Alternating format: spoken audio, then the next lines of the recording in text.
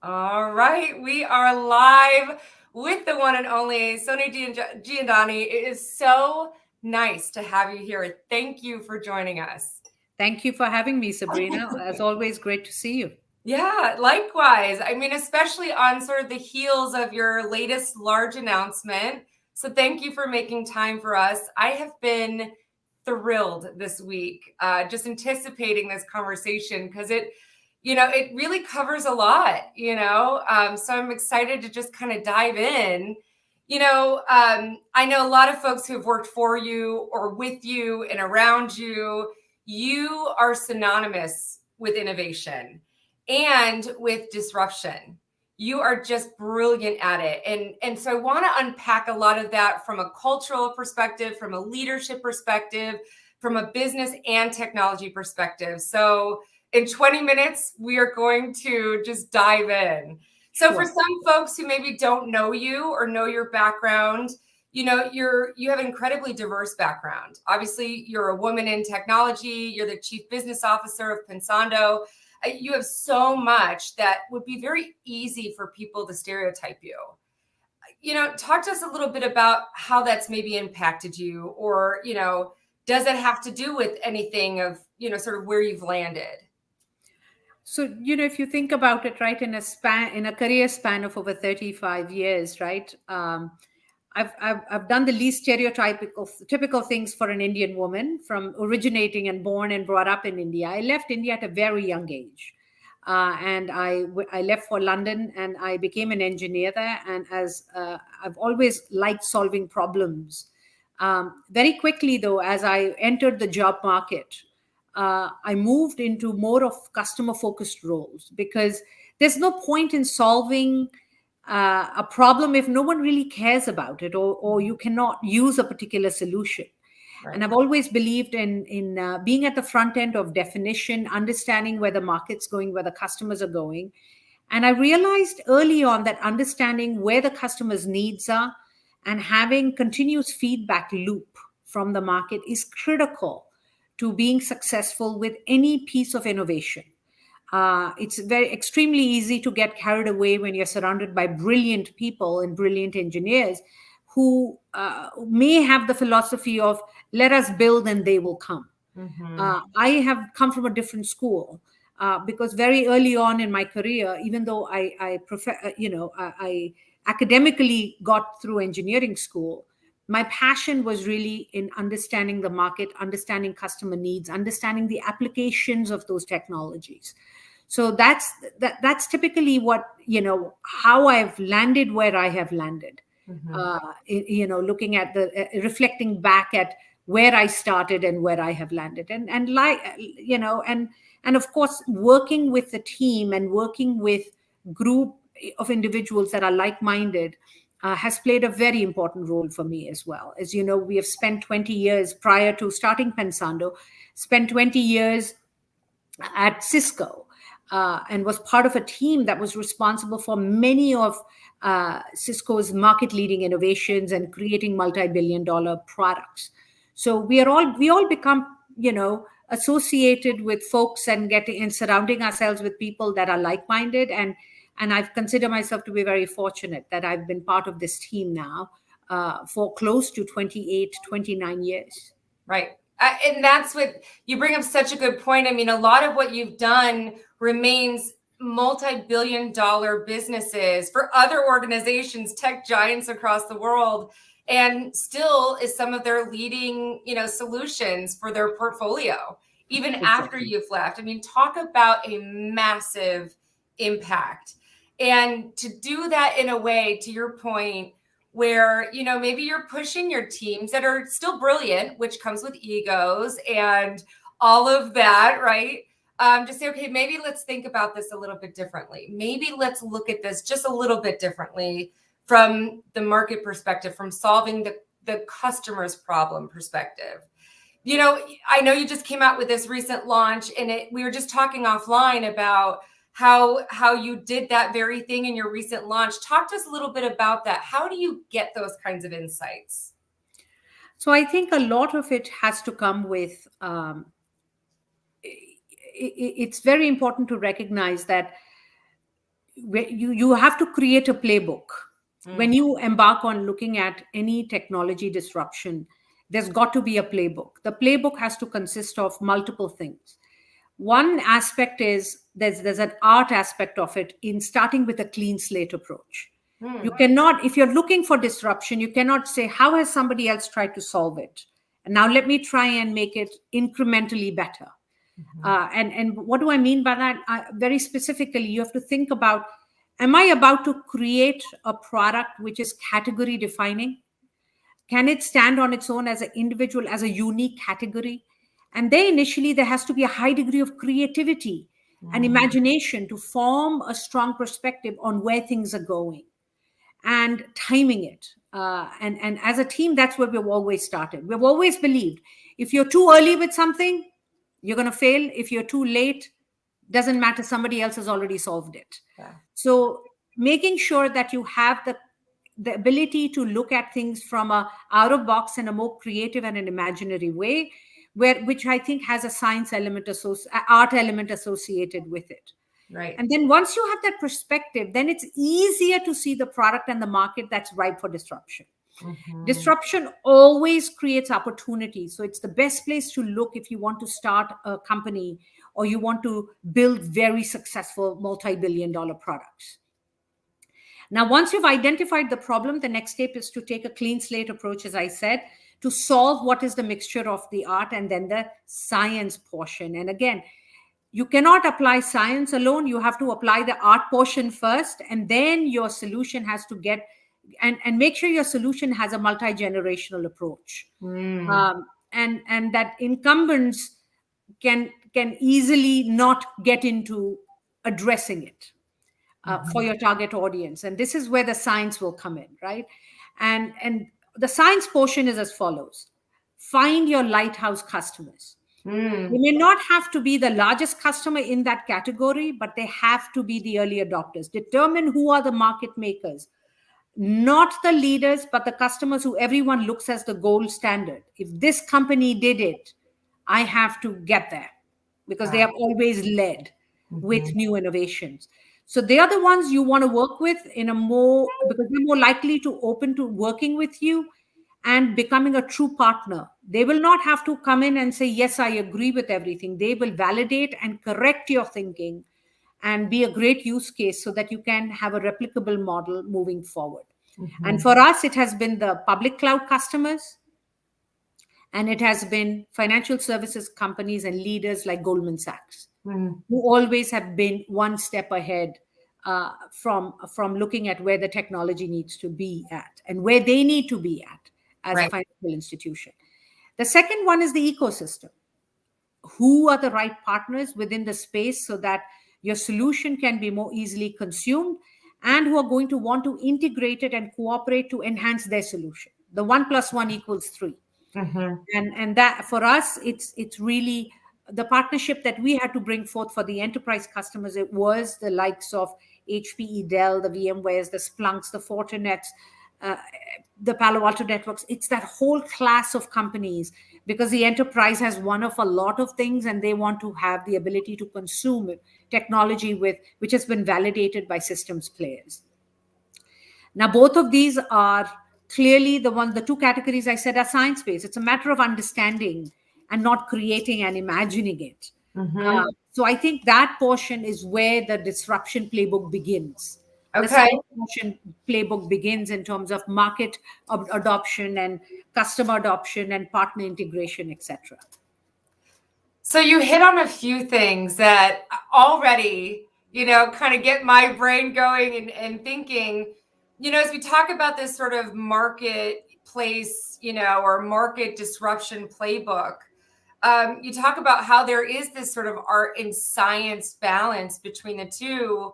And thank you, by the way, for kind of giving us your secrets and guidance there. But you hit on a couple things that I think we overlook, or frankly just don't realize, that it starts with that level of creativity, where you're creating your own category. I've never heard it put that way before. We kind of think of, let's tweak it, let's make it a little better. And we see things we see things in the market kind of happen that way, but that doesn't mean that that's how you truly disrupt. That's not disruptive. So you're looking already, you're making your canvas massive, saying, how do I create an entirely new category, not just make, this solution a little bit better. And Exactly. that was a big like aha for me when you said that. The other thing you said is that disruption always creates opportunity. And I think so many of us are terrified of disruption. We say we want to innovate, and we do a lot of work with some of the same partners that you talk about, and that Pensando has, and they're struggling in some areas to really innovate because it's terrifying. So when you talk about disruption always creating opportunity, how quickly does that come? Is that something that we can kind of maybe understand and be less fearful of disruption? Or is there something that we know, okay, wait a minute, you're actually going to have to sort of get there eventually? Does that make sense? Yeah, it does. I think in the current time, Sabrina, take a look at um, ingenuity, right? I mean, who had foreseen that the way we are working is going to get disrupted with the virus? Right. And that the cloud is going to become a very important medium for us to to come closer together and continue to bring ourselves to work at a faster pace, right? I mean, we are sitting here, and we could be in different continents, Yeah. and we are having a very fine conversation. I mean, I don't need a big studio to go into and get ready to get broadcasted. Right. I could be, and I'm not. I'm an early riser. I could be in my pajamas, uh, and not even started my first cup of coffee, and would be addressing a team of 100 people or 500 or 1,000 people. So I think disruption is happening today at a faster pace than we have seen in the last 30 years. Yeah. So I think it's all around us, to be honest with you, Sabrina. I think it's now taking a step back and looking at the areas that you want to focus on, that you're most passionate about, and looking for what are the disruptions happening in that space. For us, after being at Cisco for almost 2 decades, the natural place to look was, how is the pendulum swinging towards the public clouds? Right. What architectures are being deployed by the likes of Amazon, and what are the areas that we could now, coming 5-7 years later, based on where Amazon started in the early 2010 2015 timeframe, what should we be doing for the next 7 years? That's literally what we started with at Pensando. We said, we've come 7 years, and they have a 7-year-old architecture. Where do we want to be as Pensando in the next 4 to 5 years, so that when we start with a clean slate approach, we could democratize the cloud? We could make the cloud not just something that's only in the hands of Amazon, but really enable the rest of the market, whether it's a leading edge enterprise like Goldman Sachs, or whether it is the other public cloud vendors, leapfrog Amazon. So it's a matter of making sure that you can look at what disruptions are already occurring around you, and where you can up the game, where you can create a new category, and how do you start with a clean slate approach, and who are going to be your customers that you're going to partner with, and then try and make a playbook so that it can become a replicable model. Exactly. And I think, the fact that that is so terrifying is probably in a lot of ways what's helping fuel a lot of that creativity, and as you're kind of looking at that market and seeing, okay, what's existing right now, so I want to kind of dive a little deeper into this idea of innovation, and, how do you really innovate? And we've talked about this offline, in such a sort of conspiracy driven world, because that's another piece that we kind of fall into as well. There's the fear side, but then there's, maybe tied to fear, this conspiracy side. So do you have any guidance for what people can do, and sort of how you innovate in this, new market that we're in, this new world that we're in? Sure. I think openness is crucial. Be open about what you're building, how it works, engage with your community of users and non users alike. People tend to fear what they don't understand. And so when you talk to them and you tell them not to worry about it and just make their fears, it calms their fears and their jitters down a bit more. Be very clear on what you're doing, what you're not doing, why are you doing what you're doing, and how it works. So don't be afraid to share. I think the fear of the unknown is what we as humans get very uncomfortable with. But I think once you can help overcome that with open communication and openness, I think you will find not only your own teams, but you will also find the community at large willing to open their perspective and come to the table and better embrace what ideas there could be and how they can even further improve upon what you're doing. Right. And, so my background's in behavioral analysis. Anybody who follows me know I absolutely love it. And, there's a lot of science. There's not a lot of like neuroscience and behavioral science behind what you're saying.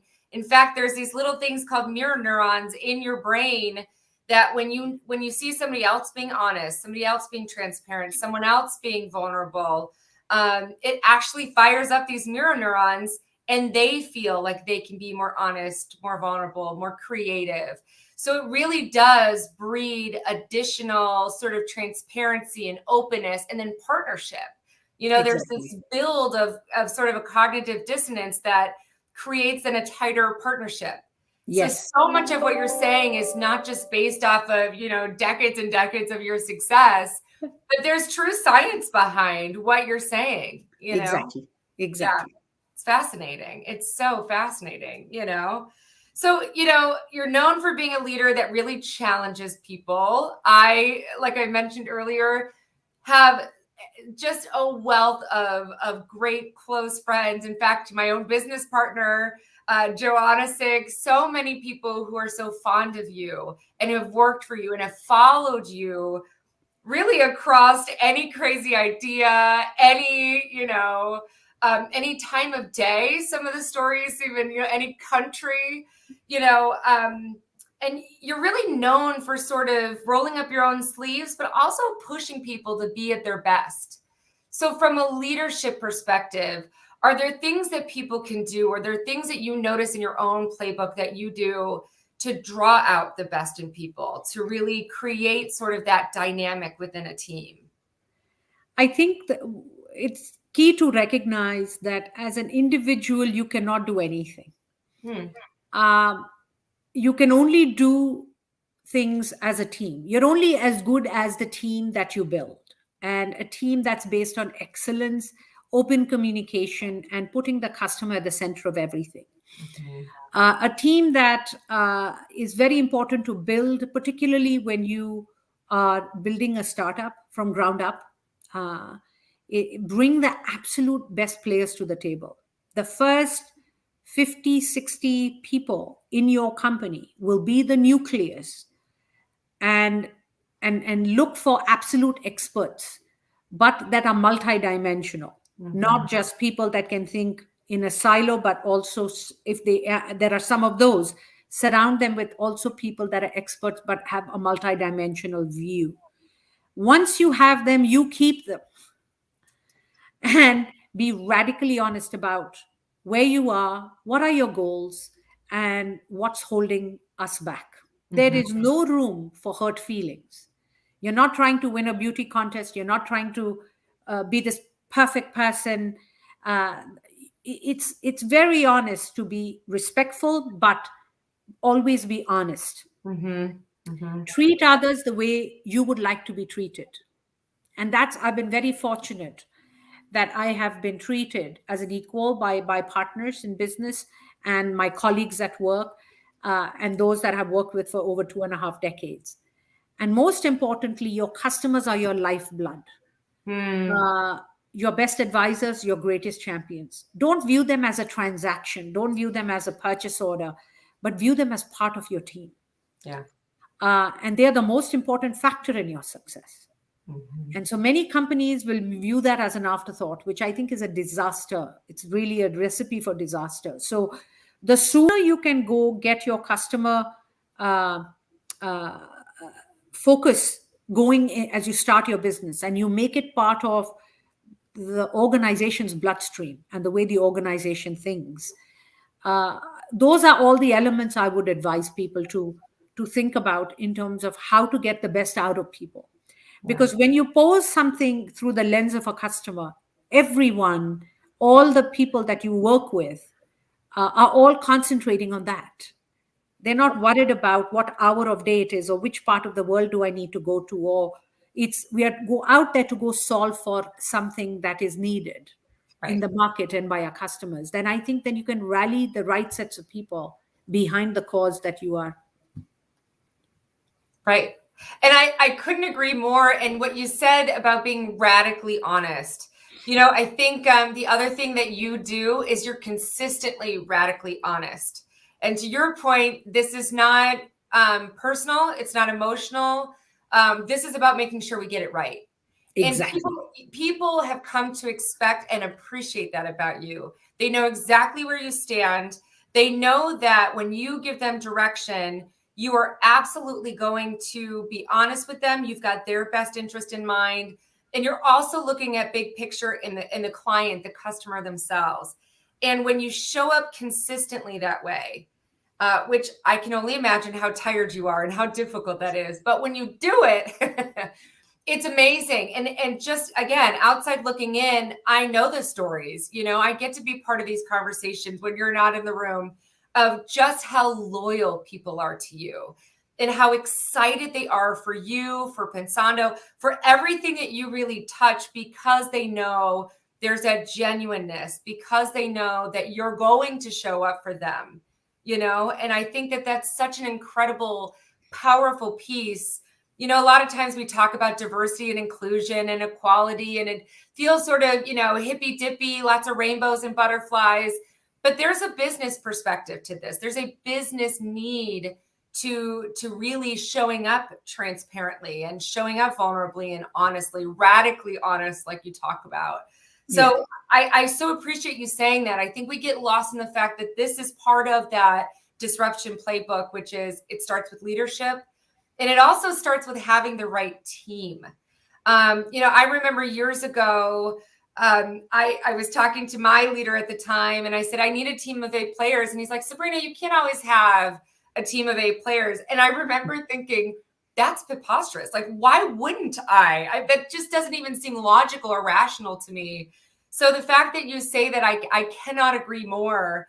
To make sure that you find those dynamic people. Again, we're seeing diverse ideas, diverse people with creative, big backgrounds, being so incredibly centric, to your point, the nucleus of what you're building, which I think a lot of times we kind of get stuck in this rut and don't realize how central that is to disruption and to innovation.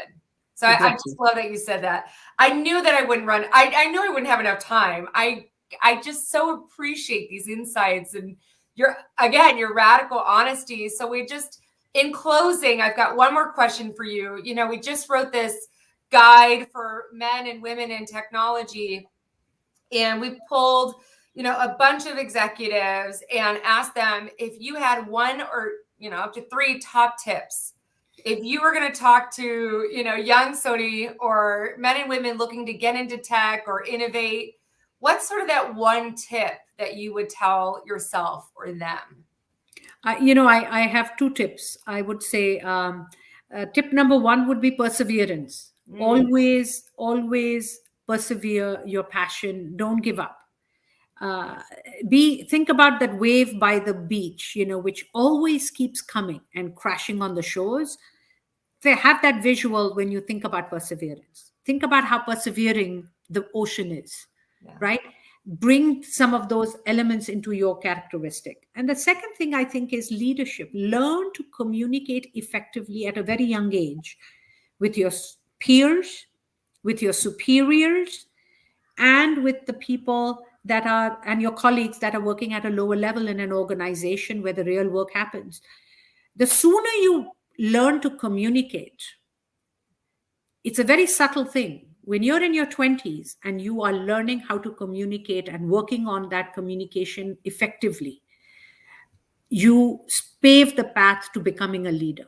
Mm. It's a foundational element, and I encourage everyone. I even encourage my children. Yeah. And now they are men. They are adult, grown, married men. Yeah. But for me, that is a very important element, is Yeah. communication, which is foundational to building leadership qualities.